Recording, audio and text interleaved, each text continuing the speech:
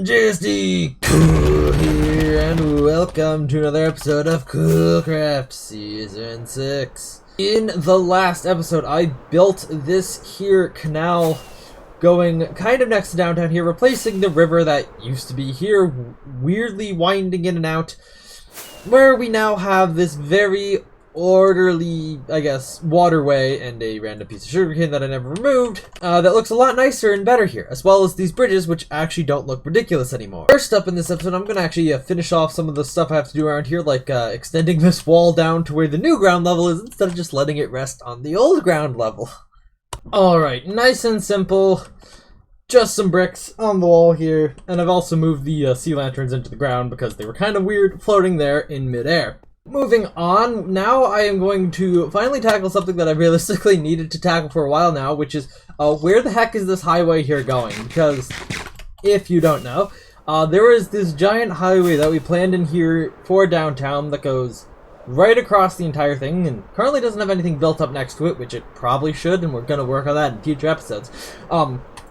But anyhow, it's really long here, and it just kind of goes straight through downtown. Once we get out of downtown here, we'll see over in JD Cool's area, he has actually put in a little extension and an interchange which goes off into his area here, but on my end of things, the road just kind of ends here right now, and yeah, we'll need to now go and design where it's going. Now, this isn't as easy as just going straight, because obviously we have a building there, so it's going to have to go that way. Anyhow, let's hop into Creative World where I can start designing the path this is going to go.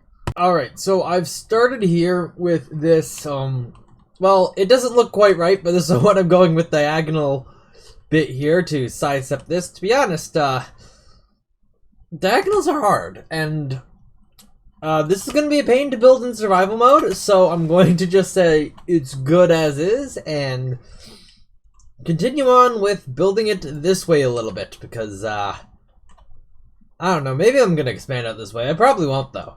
But anyhow. Alright, I don't know why I really need to make an update for this, but, yeah, there's now a straight section right after the diagonal section, so, yeah, I think this is good enough, so we're gonna make a schematic now of all this, and then I guess we can hop into a time-lapse in a moment. Maybe I'll have another clip before that, but we'll hop into a time-lapse of myself actually dying inside while building this, because that sounds like fun.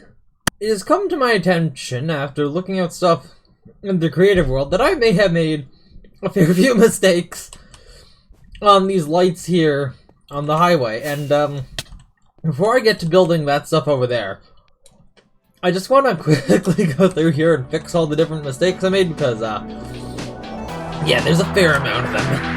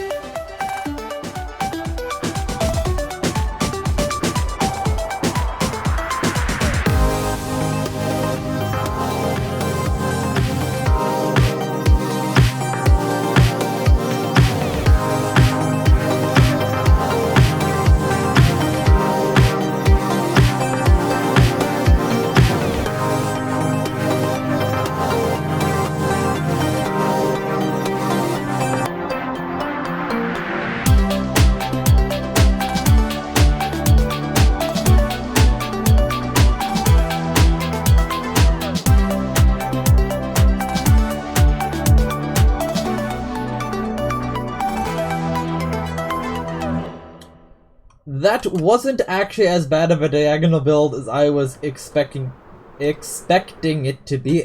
Now that I've gotten this done, I don't know what I'm doing with myself for the rest of the episode, so, I mean, I guess I could start preparing for something to do with the next episode. I don't know what I'm doing.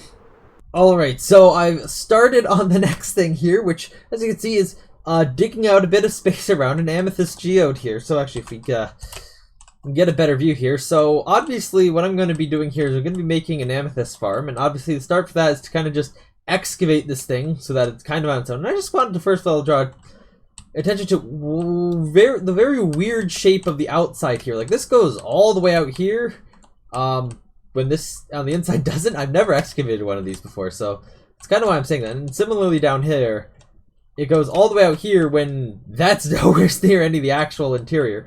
But yes, I also realized after I dug all this thing out that yeah, the ice road tunnel here from the pillager outpost to the raid farm is like right here, and I didn't realize that, and I almost dug into it, but thank goodness I didn't. So hopefully it'll be good there. Anyhow, next step is to remove all the non-amethyst budding clusters here from this geode. All the basalt and calcite has been removed from around this, and it's now just a purple blob, and you can actually see the actual size of this now is a lot less weird and ridiculous and more spherical. And we also do have a decent amount of the budding type, I believe. Yeah, right on the outside here. So yeah, now I guess we remove all the non-budding things, and we'll see what the actual farmable surface area of this looks like. Alright, there it is. Everything but the budding ones has been removed, and as you can see, there are actually a fair amount of them here. However, they are somewhat grouped up, which it's going to be a challenge because of how this whole thing is going to be designed to actually farm them. These are some not ideal positions, but we're just starting that. I actually need to, go into Creative World to design this, because these farms can be quite complex. So let's get doing that. Alright, here is the situation I'm working with here in Creative Mode. So the idea with this farm is that we will have flying machines staged on the sides of this cluster that will push in through these axes to remove as many of the amethyst buds as possible in each axis. And so in order to start setting the flying machines up, as you got to do this customly for each cluster, I've set up these walls here, which are projections of this cluster in each of these axes.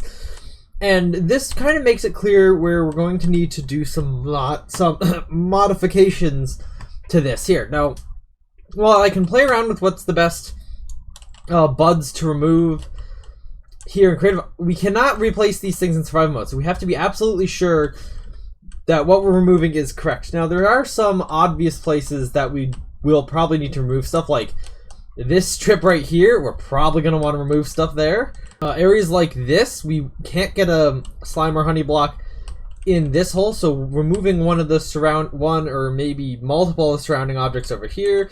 Obviously, this here, there's also going to have to be some removal here. But yeah, I will have to make these hard decisions here. But yeah, now that's what I'm going to be up to, I guess. Adding to the danger here, I just found out that pistons actually break these things when they try to push them. Thankfully, slime blocks will slide by them. But yeah, we have to be extra careful. I've used some command blocks and data pack magic to automate the creation of these projections here. So that I can easily remove these things and see exactly how it affects all the axes basically immediately. And I have then used that new information to prototype the first side for the actual slime and honey configuration here. So the idea is that we're going to have self-returning flying machine engines on each one of these slime block, honey block structures here. And it's just going to run them straight down. And I think the floor down here is going to be made of obsidian. It's going to be running them straight down. They're going to pop off any any amethyst crystals that have grown, and then retract them, and it's all going to work really well. And it's never going to break, ever, ever, ever, forever, ever. Anyhow, I will now make the next side. Alright, the other two sides have now been planned out here, and yeah, a bit of a mental challenge to figure out how exactly is the best to fit all the different pieces in here. This one has some giant slime spaces, but yeah, this should be good for I believe the piston engine, that is the self-returning one that we're going to be using. I believe it's 3 blocks wide, so theoretically would work in here. But anyhow, I'm going to save all that for the next episode, as that's when we're actually going to be building this farm up. So with that, I'm going to have to say thank you all for watching. Hope you enjoyed. Please make sure to like and subscribe. Check out my game, which is linked in the description, and I will see you all in the next episode of Coolcraft Season 6. Bye!